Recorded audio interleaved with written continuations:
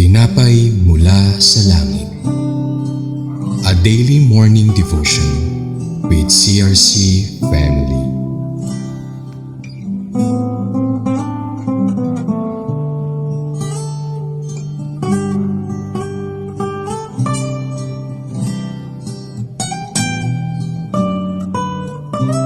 Isang mapagpalang umaga mga kapatid. Ako si Pastora Melody ng CRC Calabanga Daughter Church. Samahan niyo po ako sa ating programang Tinapay mula sa Langit, ang pang-araw-araw nating devotion sa salita ng Diyos. Ngayong umaga tayo po ay mag-aral ng salita ng Diyos na matutunghayan natin sa Leviticus chapter 19 verses 15 to 16. Tayo po muna ay manalangin. Dakilang Diyos na makapangyarihan sa lahat. Salamat po sa napakagandang umaga na kami ay nagising na may kalakasan at kagalakan sa puso upang ikaw ay aming maparangalan sa pamagitan ng pag-aaral namin ng iyong salita. Dalangin po namin na samahan kami ng iyong banal na espiritu upang magkaroon kami ng lubos na pangunawa at maging pagpapala sa aming mga buhay. Ito po ang aming panalangin na may pagpupuri at pagsamba sa pangalan ni Jesus na aming Panginoon at tagapagligtas. The title of our devotion for this morning, The Law Regarding Justice and Truthfulness. Let us read Leviticus chapter 19, verses 15 to 16 sa NIV. Verse 15, do not pervert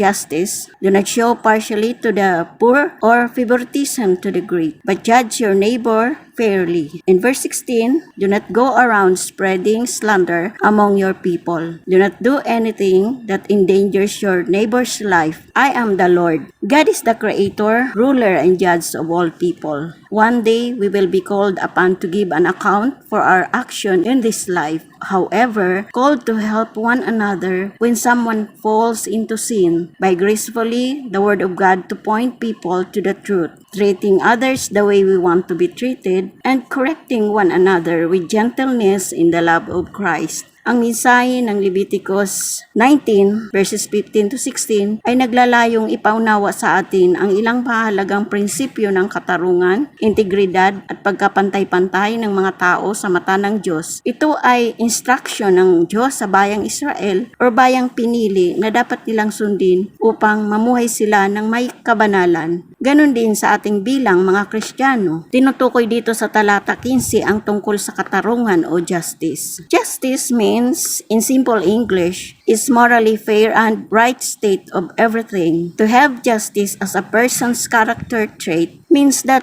they are just and treat everyone the same or how they would like to be treated. May dalawang katotohanan na dapat tandaan at ipamuhay dito sa talatang 15 patungkol sa justice o katarungan. Una, we must be fair in judgment. Sa papanong paraan? At napapaloob dito, do not judge without evidence. Ang paghuhusga ay dapat gawin na makatarungan. Do not show a special favor to the poor. In Exodus chapter 23, verse 3, sinasabi, ngunit huwag ninyong kikilingan ang mahihirap dahil sa kanilang kalagayan. Ibig sabihin na kahit mahirap, kung nagkasala ay dapat patawan ng kaukulang parusa. Do not show favoritism or a special favor to the rich or important people. In Deuteronomy 16, verse 19, huwag ninyong pilipitin ang katarungan at huwag kayong magtatangi ng tao ni tatanggap ng suhol, pagkat ang suhol ay bumubulag sa matatalino at nagpapahamak sa taong matuwid. Pangalawa, we must be fair in judging our neighbor. Sa Kawikaan 18:5, ang pagkiling sa may sala ay hindi mainam. Ganon din ang pagkait ng katarungan. Huwag tayong huhusga sa ating kapwa sa nakikita lang natin. Ano naman ang ibig sabihin ng truthfulness o pagiging totoo? It means the quality of being honest and not containing or telling any lies. At napapaloob din dito sa talata 16, una, we must not go around spreading slander or sa ibang salin, slanderous gossip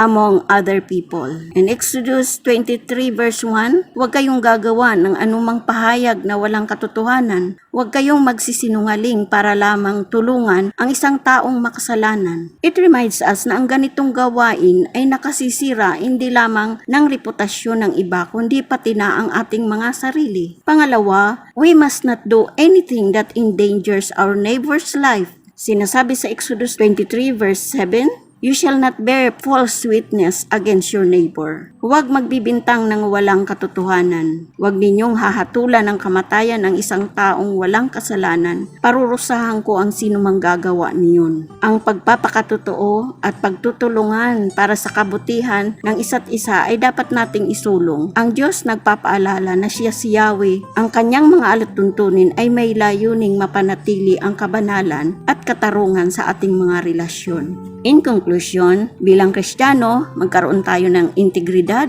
pagkapantay-pantay at pag-iwas sa masasamang gawa laban sa ating kapwa. Mahalaga itong bahagi ng espiritualidad at pagiging mabuting tao sa harap ng Diyos at sa mga tao na nasa paligid natin. Napakahalaga ng makatarungan tayo, may katapatan at paggalang sa ating kapwa dahil nilikha tayo ng Diyos na pantay-pantay sa harapan niya. Tayo po ay muling manalangin. Panginoon, maraming salamat po sa iyong salita sa umagang ito. As you have said in your word in Matthew 7 verses 1 and 2, do not judge others and you will not be judged, for you will be treated as you treat others. The standard you use in judging is the standard by which you will judge. Turuan niyo po kami na mahalin ang aming kapwa, kagaya ng pagmamahal niyo po sa amin. Let your righteousness and love flow from us. Tinawag niyo po kami para tulungan ang isa't isa. When someone falls into sin, dalhin namin sila sa katotohanan upang tuluyang mabago ang buhay. Maraming salamat, Panginoon. Ito po ang aming dalangin na may pasasalamat at pagsamba sa tangi at dakilang pangalan ni Jesus. Amen. Maraming salamat po sa inyong pakikibahagi sa ating programa. Lagi po nating pagnilayan ang salita ng Diyos mula sa ating puso dahil lubos ang magiging kaunawaan natin dito. Muli po ninyo kaming samahan bukas sa pagninilay ng kanyang salita dito sa programang Tinapay Mula sa Langit. Malaya po nating i-share ang bidyong ito upang kayo rin ay maging pagpapala sa iba. God bless everyone.